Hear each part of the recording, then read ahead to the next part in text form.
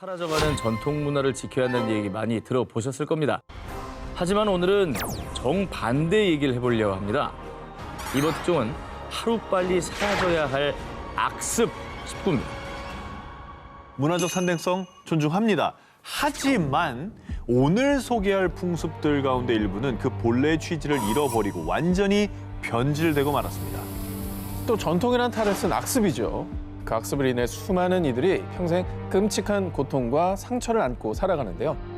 잔혹한 범죄가 돼버린 악습들이 부디 이 땅에서 사라지길 바라며 오늘 특종을 전해드립니다. 모모로 얼룩진 새해맞이. 최근 프랑스에서는 새해 전야에 일종의 연례 행사처럼 진행되는 프랑스식 새해맞이 행사가 있다고 합니다. 좀 좋은 거면 좋겠다.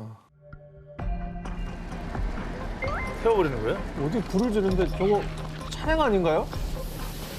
막 소방차까지 출동하고 난리 났네. 방금 보신 영상은 2017년 새해 전야에 발생한 차량 방화 사건인데요. 이 사건을 두고 프랑스 당국에서는요. 전국적으로 차량 방화로 인해 총 650대가 피해를 입었습니다. 어우, 아니, 하루 만에 차례 그렇게 많이 불을 질렀다고요? 눈에 보이는 대로 질렀나 보네. 와. 조직적으로 하는 것 같은데, 650대면은? 예. 예. 아 근데 새해맞이랑 차량에 불을 지르는 게 이게 무슨 연관이 있는 거예요? 이게 일명 새해맞이 차량 방화라 불리는 이 악습은요. 1990년대 프랑스 스트라스부르 인근 가난한 지역에서 시위의 상징처럼 시작했습니다. 2005년 프랑스 소요 사태 이후로 전국적으로 확산이 됐는데요. 당시 아무 잘못이 없는 무슬림 이민자 소년 2명이 경찰을 피해 달아나다가 감전사하는 사건이 발생. 이후에 유족들은 아이들이 위험에 빠진 걸 보고도 경찰들이 도와주지 않았다고요? 그리고 이 사건을 계기로 프랑스에서는 무슬림 이민자들의 불만이 폭발, 건물과 차량에 방어하는 폭동으로까지 이어졌는데요. 2달여 만에 소요 사태는 진정됐지만 이후 일부 젊은 무슬림 이민자들이 자신들의 존재감을 프랑스 사회에 인식시키고 정부의 관심을 끌기 위해서 매년 12월 31일 새해 전야에 차량 방화를 하는 악습이 생겨났습니다. 아, 근데 저런 것 때문에 그 유럽 사회에서 이 무슬림에 대한 안 좋은 시선이 고착화되는 거 아닙니까? 선의 피해자가 계속 나오다 보면 그들의 인식은 결코 바뀔 수 없는 거거든요. 네. 그런데 말입니다. 더욱 큰 문제는 이 같은 차량 방화가 일부 철없는 젊은이들 사이에서 마치 불꽃놀이 하듯 일종의 새해 맞이 놀이가 된 건데요. 심지어 2020년엔 코로나 시국인데도 불구하고 전야 파티를 하는 젊은이들이 차량 방화를 자행. 이처럼 최근까지도 새해 맞이를 핑계로 빈 차량에선 불이 활활 타오른다고 합니다. 아이고, 뭐 액땜 같은 건가요, 저게? 이게 폭발해서 또 옆에 피해가 발생한다는 건 누가 책임지는 겁니까?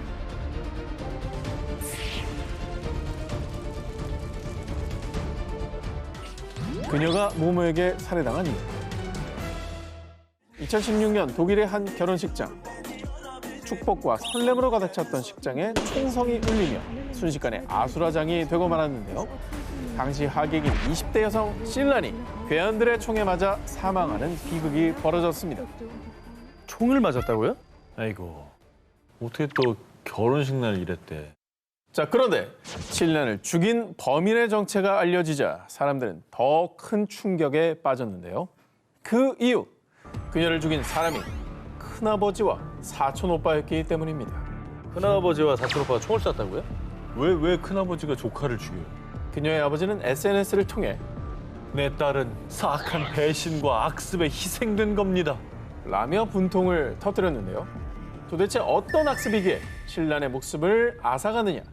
사실 이 신란은 3세 때 독일로 이주한 이라크 출신의 쿠르드족입니다. 그런데 쿠르드족의 관습 중에는 친척과 결혼하는 종례혼이 존재하는데요. 이 쿠르드족은 전통적으로 혈통과 재산, 지위 등을 보존하기 위해 특히 명문가일수록 종례혼, 이 사촌과의 결혼을 해왔습니다.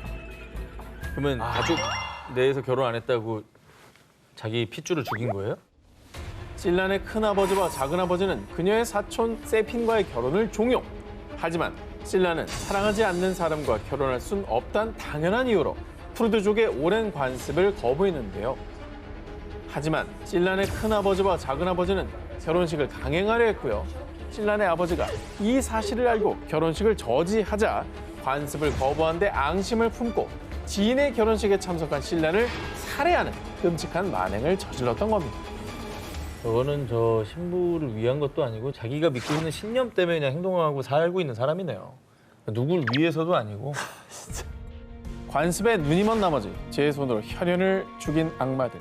관습이란 굴레에 개인의 행복을 억압하는 것은 더 이상 올바른 전통이라고 할 수 없겠습니다. 모모에 가면 쓴 살인. 이번에 이집트 여성들을 분노케 한 안타까운 사건을 취재해봤습니다. 지난 3월 이집트 카이로 한 건물 6층 발코니에서 30대 의사 라일라가 추락해 사망. 그녀의 죽음은 이집트 사회에서 큰 논란을 야기했습니다. 많은 이집트 여성들이 대분노한 이유, 그녀가 이집트, 예멘 등 주로 이슬람권에서 집안이나 공동체 명예를 훼손시켰다는 이유로 자행들은 명예살인을 당했기 때문이죠. 개선이 안 되냐. 아니 이 명예살인이라는 말은 용어를 바꿔야 됩니다. 이게 왜 명예로운 거예요? 남을 살해했는데. 그들의 명예죠. 네. 그녀를 죽음에 이르게 한 사연 역시 충격적입니다. 감히 남자를 집안에 끌어들여? 라일라가 동료 남자 의사를 혼자 사는 집에 초대했다는 이유 하나로 살인을 당한 겁니다. 이집트 내에서 여성이 남성과 한 공간에 있는 것은 불법은 아니지만요. 보수적인 이슬람 종교 교리 때문에 도덕적으로 수치스럽게 여기며 가문의 명예를 먹칠하는 것으로 간주하는데요. 그래서 라일라가 집에 남자 동료를 들였다는 사실을 안 집주인과 이웃들이 명예살인이라는 이름하에 폭행을 행사했고요. 이 과정에서 라일라가 추락해 사망하고 말았던 것이죠. 아니 집안 가족들도 아니고 그냥 그 동네 사람들이? 집주인.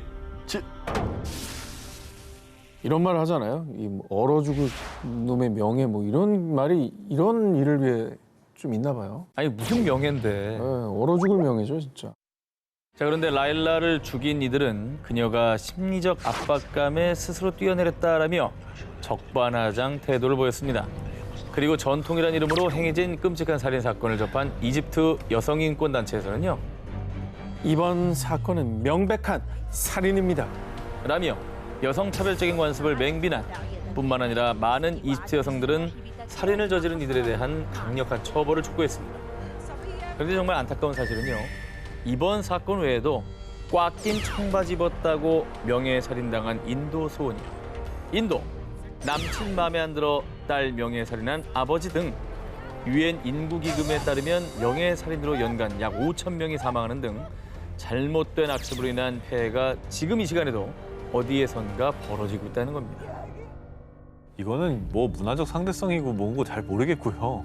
정말 그걸로 인정해주고 싶지 않은 수준이고 이거는 그냥 악습이에요. 악습이고 살인이고. 뭘 명예야, 명예는.